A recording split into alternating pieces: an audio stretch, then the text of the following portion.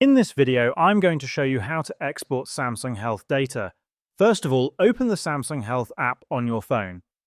Once you are on the home screen, tap on the three dots at the right-hand side of your screen. From the drop-down menu, select Settings. Once you're in the Settings menu, scroll down until you find the option that says Download Personal Data. Tap on it to proceed. After that, tap on the Download button at the bottom of your screen. Next, you will be asked to enter the password for your Samsung account to verify your identity.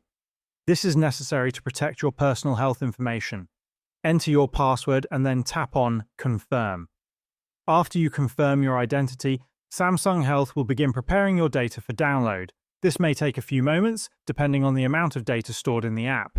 Once the download is complete, a pop-up message will appear stating that your data has been downloaded successfully. This message will also provide the exact file location where the data has been saved.